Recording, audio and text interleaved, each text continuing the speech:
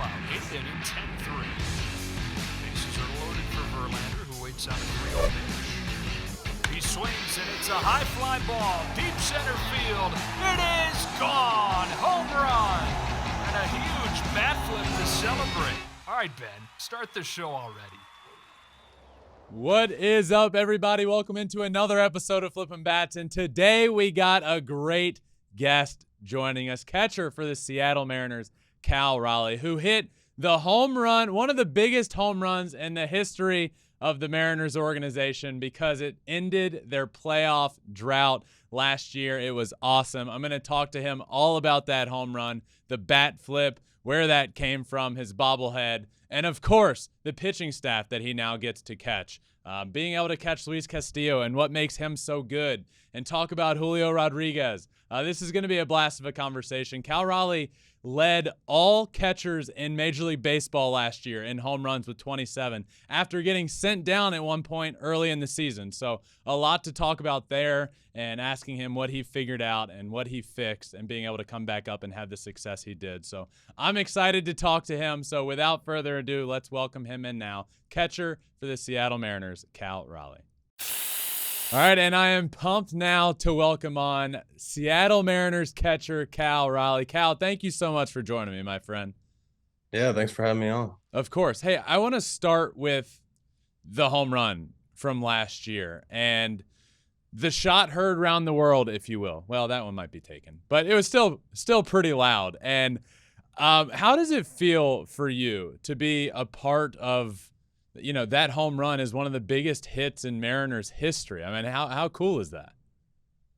It's really cool. I mean, obviously I've been asked a lot about, that moment and, what it kind of meant to me and, Seattle as a whole. And just in general, it was an awesome moment to share that with my teammates, and the organization and the fans was something I'll never forget. And, I mean, it's pretty much what we play for, Yeah. 3-2, tie ball game, 9th inning, 2 outs, and it was just like, I mean, if you could create a perfect moment, that was kind of it. And it was amazing. I know. Walk me through that moment, because you weren't starting in that game, right? You were pinch hitting. So when did you find out you had a chance to pinch hit? When were you told you were going in? And then the moment it happened. Yeah, I can't remember if we won or lost the night before, but we knew after that game was over, we had one game we could clinch it that next game with a win. And I went into Skip's office and I was like, you gotta let me play. You gotta let me be a part of this one. It's been a long season and everything. Yeah. We need you to rest because I had a torn ligament in my thumb, and like, we need you for the playoffs because we had a few games where we could have clinched it, but obviously didn't let me start. And then once the game got rolling, I knew there was a chance I'd get in there. And I found out around the 8th inning, Acevedo was coming in right in the pitcher, and they're like, all right, you got it. And went and I think I took some of the worst swings of my entire life in the cage. And it was funny. It was like, I took 5 off the machine that were after I did some tee work and stuff, but I think I fouled one off my foot, rolled over a few, flared one the other way, and the guy that was standing right behind me, Brian O'Keefe, he just got called up. He looked at me. He's like, "You're right where you need to be." I was like, "Heck yeah, let's go do it." I know you got it because you crushed it, but did you know it was fair? So when I hit it, I didn't know if it was gonna be fair, and I hit so many balls like that in my life where they had gone the other way. Yeah. They kind of hooked, and that one it started fading back. And once I saw that, I was like, it's gone. I did it. And yeah, but it's funny because I've had so many balls in my life that have gone the other way. Just they've hooked, just foul. My favorite part of it was not, I mean, obviously the homer was sick, but the bat flip or toss or chuck or whatever you want to call it. Had you practiced that? Where did that come from? That was sweet. I'm not even a real big bat flip guy. I mean, I know I know if I get one, I'll kind of give it a little toss or a little kind of flick. But when I hit that one, it was just, I mean, I never really finished with one hand until I hurt my thumb, and I couldn't really keep the left hand on the bat. And it just so happened I finished with one hand. I was kind of holding it, and then I flipped it, and I flipped it a long way, and I didn't really realize that I flew it right at my teammates. But the adrenaline, I couldn't really help it at that moment. So What did you say running to second and it looks like you like couldn't believe it. That's what your face looked like. I can't believe what just happened. What did you say? Do you remember? yeah, I remember. I don't know if it's appropriate for the show or not, but it was some choice words. There were some funny gifs after that I saw on Twitter and everything. But it was, I mean, you're right. I was in disbelief, and just kind of looking over the whole crowd, going around second. That was a really cool moment. And the fireworks and the Yeah. horn, and it was just like holy crap, what did I just do? Speaking of asking Skip before the game if you can be a part of it, I need to ask this. How in the world is it possible a couple of days ago you get a bobblehead about that moment and you weren't in the starting lineup for your own bobblehead night? How's that happen? I don't know. If we're being honest, I wasn't very happy about it. I would Yeah. have loved to been part of that game, and but at the end of the day, I don't make those decisions. I get ready when I'm told. So So you guys end up, because of that moment, end up clinching the playoffs. You guys get in and end up facing the Astros in that first round. And I honestly felt like multiple different games, multiple different opportunities. You guys were one swing away from winning that series. And I know, on the outside, people will say it didn't end up close, but it did. And then there was that 18 inning game. And it was just, I felt like a super well played series that could have gone either direction that led up to that 18 inning game at home in the first game there, 0-0. What was that 18 inning game like as a player? Because all I know is, I've a million times, I was a part of a 27 inning game in the minor leagues that was 1-1, and extra inning games in the minors that go a long way are a nightmare, and you just want them to end. But to be a part of an 18 inning game with so much on the line and nobody's scoring, what was the morale like in the dugout during that game? I mean, there was so much, emotions and adrenaline. Obviously it was our first home playoff game in 20 something years. And, uh, obviously we're amped up, we're down 2-0, we're ready to go in front of our home crowd. And, looking back, it stinks that we couldn't get a run on the board. But it was kind of like hats off. We pitched really well. The Astros have unbelievable pitching, and they threw really well. And it was just one of those days. It was both teams, and it felt like whoever scores is going to win. Yeah. And unfortunately, we didn't get it done, but it was a crazy game, and just it was so emotionally and mentally draining afterwards. I think that was the biggest thing. Is they're like, oh, you got to be so tired, and at the time I wasn't, and I felt it the next day for sure. But it was just a lot, going on, and mentally and emotionally. That year for you last year, for it to end like the way it did with the home run and then the first playoff appearance in over 21 years, it was an interesting year for you where it didn't start off very well. And you end up getting sent down, and you're there for what, like 7 games, about a week's worth of games. And then you come up and you end up leading all Major League Baseball catchers in home runs with 27. So I want to talk about that time and when you went down. What did you learn about yourself? I guess your swing, like physically and mentally, what did you work on?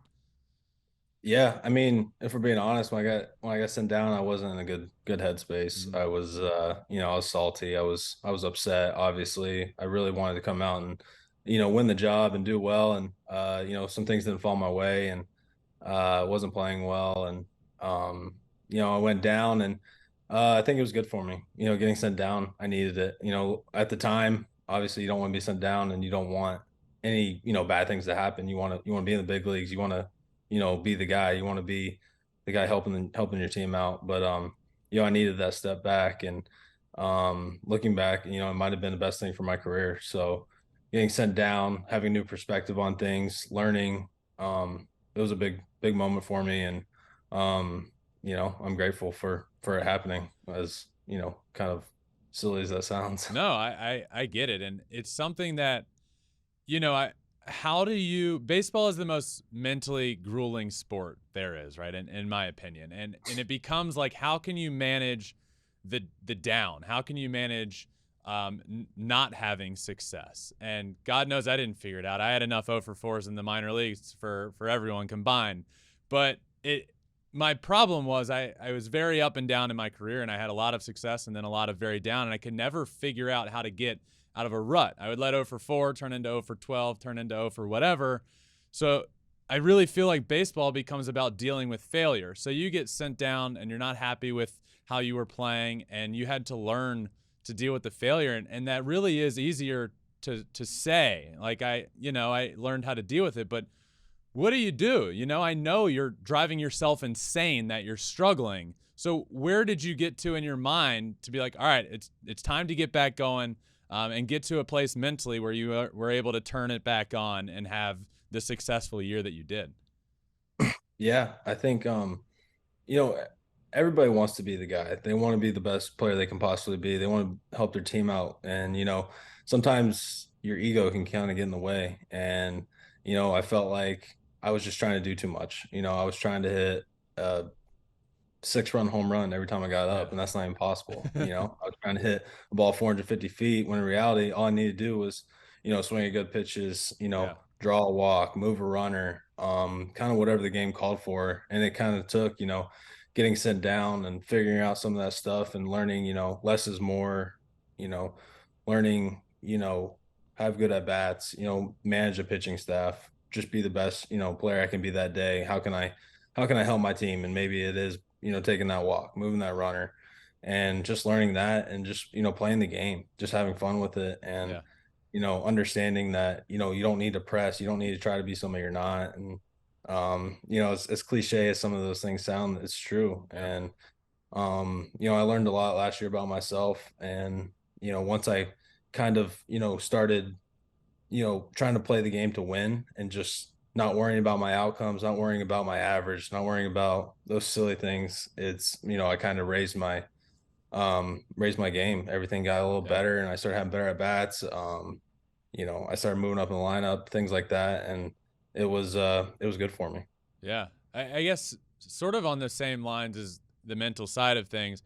I've had Logan Gilbert on the show last year. He was on, and he I'm talked a lot sorry. about how the truth meetings that you guys used to have in the minors helped him big time. And it's basically just pitcher and catcher getting together and telling each other like it is. So how did those come to be? Did you start those?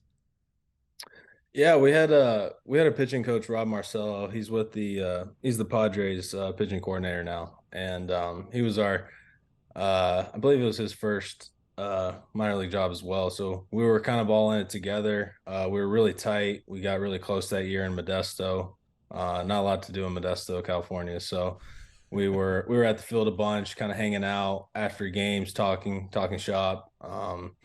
And he was very blunt and honest guy. And we kind of went at it one night, kind of at first it's kind of jokingly, then we kind of got a little serious about how I saw things as a catcher, how he saw things as a pitcher. And you know we were just honest with each other. We were being honest and kind of you know things I didn't like what he was doing, what he didn't like I was doing or calling, how I was calling the Yeah. game. And we kind of hashed it out, and it was great for us. It got us a lot closer. And I think that trust factor came into play. And now we've been doing it for 4 years now. And we're roommates all going up, and it was awesome for us.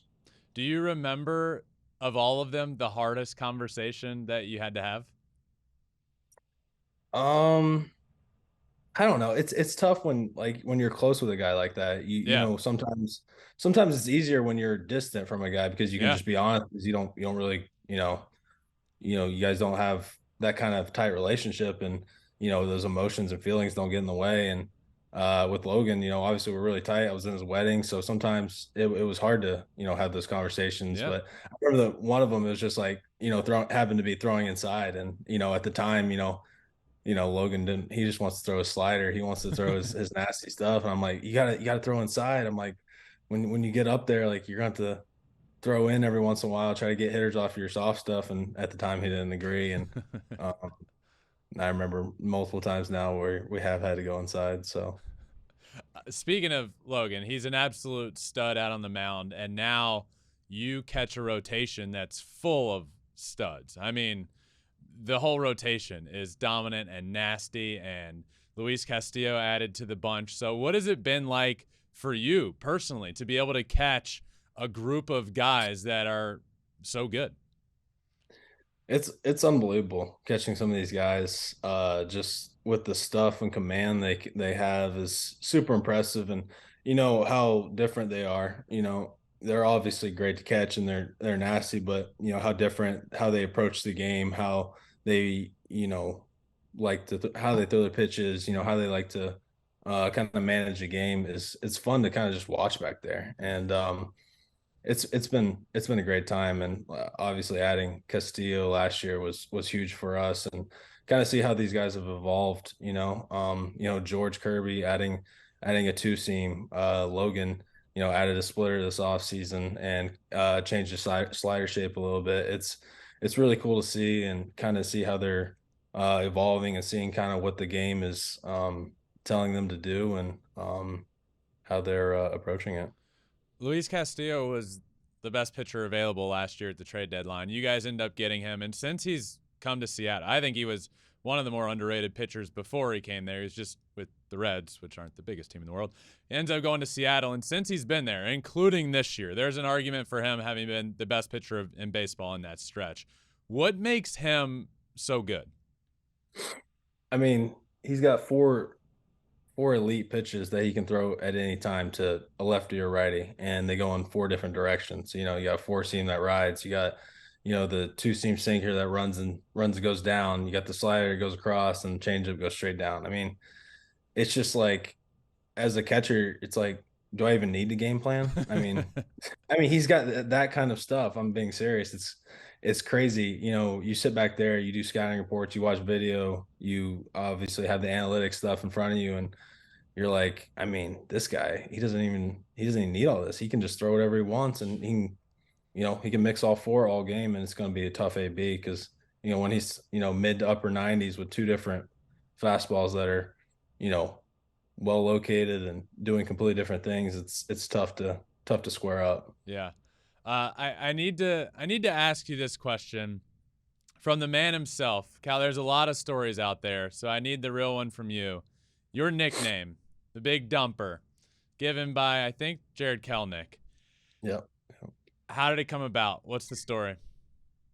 So I got called up in 21, and I think the Mariners posted a picture of me, a call up or something, and Kellenick tweeted, had like a retweet or something, and said big dumper to the show. And the funny thing is, I don't even know if maybe he called me big dumper a few times, but he'd always made jokes about my butt and how big it was, and in the minors because we came up together as Yeah. well. And he tweeted that out, and I think people didn't even know how to respond to that at first. And 21, there was that I was obviously didn't play very well, and kind of up and down, and so it didn't really catch on until the middle of last year. And I think when I started playing well, and my name got out there, and people saw how ridiculous that name was, they kind of hopped on with it.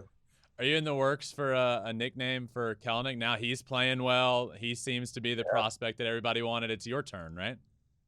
Yeah, I don't know if I can come up with something as absurd as he did, but he definitely he has to take credit for that one. He started that. It was funny. So I want to shift gears a little bit and talk about Julio Rodriguez and obviously becoming a superstar in front of our eyes. But do you remember the first time watching him play, whether it be in spring training or the first time you're on a team with him? Like, did he set himself apart when just on like the backfields in Arizona? Can you watch him and be like, this guy's a superstar? Yeah, so obviously, I think my first encounter with Julio was in 2018. I had just gotten drafted. I want to say he was a year removed from signing, and we were at a strength camp together in AZ in the fall. And just his personality was so big. I was a lot more, obviously quiet and more reserved back then. So just kind of observing from the side and, you know, obviously hearing how good he was. And we weren't doing any baseball activity, but, you know, you could just kind of tell the personality was there and, you know, how everybody kind of flocked to him. And it was super special. And then obviously fast forward to, you know, last spring training and him just going off and doing what he's doing and, you know, how special it was. And, um, but really it was last year during the season, you know, how calm he was. And, you know, it's easy when you first get to the big leagues and you don't have success right away, which he didn't. I mean, those first couple of games weren't Yeah. first few weeks were tough for him that month. And you know, it's easy to get down on yourself, start questioning, you know, am I good enough here? And, you know, he never did that. He stayed, you know, same guy the whole time, same kind of line. And it was really impressive to watch. And the fact that he didn't panic, he didn't, you know, start worrying. He was still the same guy. And I think that's kind of what being a true pro is like. And that's definitely what he is. You mentioned his personality, and I've said this a couple times now, but I feel like Julio Rodriguez is the perfect face for the game of baseball, and I hope he can become that. He's a guy that in multiple languages is as charismatic in both and fluent in English and Spanish and super outgoing and obviously the freak talent on the field. I mean, would you agree with that? I feel like Julio is the perfect face that the game of baseball needs. Yeah, I mean, Julio is unbelievable, and it's not just the talent. I mean, I know that's what everybody sees every day. You know, the home runs, stolen bases, the plays in the outfield, but it's like you said, the personality. It's what he does away from the field. You know how serious he is about his routine, his workouts, whether it's in the training room, you know, doing what he needs to do. He's super serious about that, and you know sometimes that can kind of get thrown to the side, but he's about as, you know, professional as it comes. And you know, he's a true, you know, true stud in this game, and he's going to be for a long time. And you know, it wouldn't surprise me at all if he's the face of baseball for a while. What's the most impressive thing you've ever seen him do, either on the field or weight room or off the field? I don't know, there's some times last year where the like I don't know. He would take some crazy pitch off the plate, take it the other way, and then I don't know. There was some things that kind of stuck out, and just some home runs he hit off some guys. I think he hit a ball off, uh, I guess your brother Verlander the other way to lead off a game, and it was just like at the time I couldn't figure out how to even square him up, and I was struggling, and he takes one the other way and puts it like I don't know 10, 15 rows deep. I'm like, damn, that's impressive. I don't know. And for him to be like, I mean, he just started, and like to do that was Yeah. impressive. And yeah, What do you think is the ceiling for a guy like that? Like when all is said and done, what are we when we talk about Julio Rodriguez? What are we saying about him? I mean, you know, you can't predict the future, you know, but you know, if he keeps doing what he's doing, he's going to be a Hall of Famer for sure. Yeah. I mean, you know, the way he prepares, how confident he is, you know, how much of a pro he is, and then obviously throw in the talent that's real. And you know, he wants to keep getting better. That's the thing with him is he doesn't want to settle. He wants to keep going. He wants to be one of the best players in this game, and he wants to win too. That's a big thing. Yeah. You know, we don't like losing around here, and he's definitely very adamant about that, and he wants to win. And you know, he's a lot of fun to watch. Cal, with you personally, what are some of you? We talked about last year, and that didn't start great, and then you come up and you lead all of catchers in baseball in home runs, and now you're heading into this year, full season, clean slate. What are some of your personal goals for this 2023 season?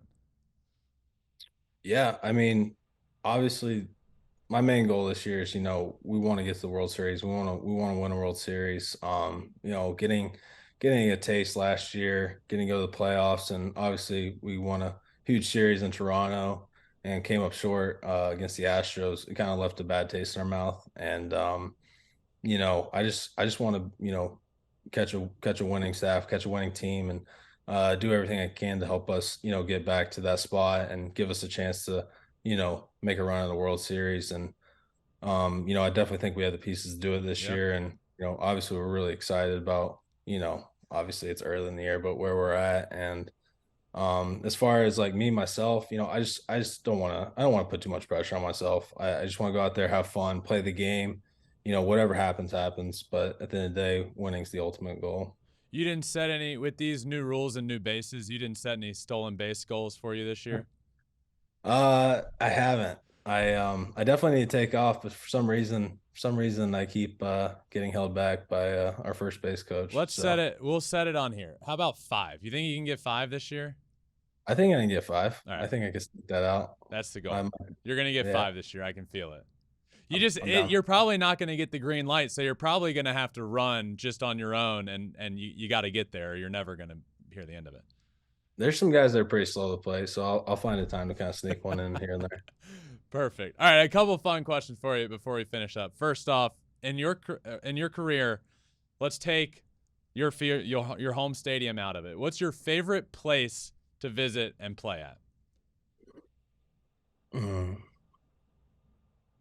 I'd say I grew up a diehard Red Sox fan, so going to Fenway is unbelievable. I mean, getting to play in front of that crowd and the monster and how much history's there. I'm a big, kind of baseball history nerd, so I love all that kind of stuff. So I definitely have to say Boston. Have you signed in the Monster yet? Yeah, I got signed last year when we went, which was really cool. Did you sign next to any big names? I signed next to our infield coach Perry Hill, so because he put his nickname's Bone, and he put a little bone next to it. So he's like, if you ever forget where you signed your name, just look for the bone. Love that. All right, do you have a least favorite place that you travel to or visit? I mean, probably Tampa Bay, I would say. Yeah, it's I'm not crazy about being inside like that. Yeah. And it's tough to see when you look up. You got that big white roof, and yeah, I'd say and I got sent down there, so Yeah. not good memories there. Speaking of the roof, I one time, those exhibition games that are played like right before the season, not spring training, but those like games that are in big league stadiums like 2 days before the season starts. Yeah. So one of my years in the Tigers organization, our exhibition was there, and I played in the game, and Justin Upton came out of the game in like the 3rd inning. So most of the other starters are still playing. Like Miggy's at third base, Jose Iglesias was still a shortstop, and I'm out in left field. The first batter, when I get in, hits a pop-up, like a shallow pop-up, so I have to run in. But I look down because I think I can't run over Miguel Cabrera right now, or I'm getting released before this game even ends. That's how that's going to work. So I looked down to make sure like Miggy heard me and he got out of the way, and I looked back up and I could not find the ball. It was completely gone. And I'm like internally freaking out. And at the last second, I saw it coming down and like threw my glove up behind me and I caught it. But every time I watch a game at the Trop now, I'm like, I don't understand how if you take your eye off the ball, how you can pick it back up. It's almost impossible. Yeah, I don't think you can. It's a tough roof. Most people though, I feel like most everybody I've had on this show answers the Oakland Coliseum, and you're in the same division now, but not your answer. We like playing there. It's kind of almost, it's so different and unique that it's kind of fun to go there, and you make the most out of that trip for sure. Do you have in your career somebody that comes to mind as the toughest pitcher that you've had to face?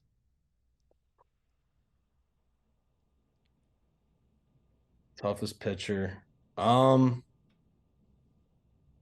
That is a tough one. I think I've struggled against Liam Hendricks. He's really tough. Coming at you with some pretty good stuff. Yeah. And honestly, I hate to say it, but Verlander he was really tough on me last year. I don't think I got one hit off him the whole year, and I finally got one in the playoffs. So technically, still don't have a hit off him, but I got one in the playoffs when it mattered. So it's those guys that come right at you are really tough with north and south, and they're pretty good. It's funny. I had Rowdy Tellez on the show a couple of weeks ago, and I asked him the same question, and he goes, "Is this a setup?" And I was like, "No, why?" He goes, "I was on that 2019 Blue Jays team that your brother no hit." And I was like, I completely forgot about that, but that was his answer. Yeah, we had some long days against him last year. Cal, I appreciate you joining me, man. This has been an absolute blast. I'm rooting for you this year. Good luck the rest of the way, and I really appreciate you hopping on. Yeah, thanks for having me. Appreciate it. Of course. All right, buddy. See ya. Good luck. All right, I just wanted to thank Cal again for joining me. What a great conversation. I appreciate it, and it was great to hear him explain the Big Dumper nickname out of his own mouth. You know, you hear stories, but you never really know. And to hear him have to talk about having a nice butt out of his mouth, it was great. Just a great conversation. And cool to hear him talk about the home run as well and what it clearly meant to him and what it still means to him. Just a really cool conversation, and I'm wishing him all the best this year and the Seattle Mariners as well. So thank you all for listening. I really appreciate it. Make sure you subscribe to the podcast. Hit that plus or follow button up at the top on Apple, Spotify, wherever you're listening. We're also available on all social media, Twitter, Instagram, Facebook, TikTok, and you can watch every single episode on YouTube as well at Flippin Bats Pod for all of them. So thanks to Cal Raleigh for joining me. Thanks to you all for listening. And that does it for another episode of Flippin Bats.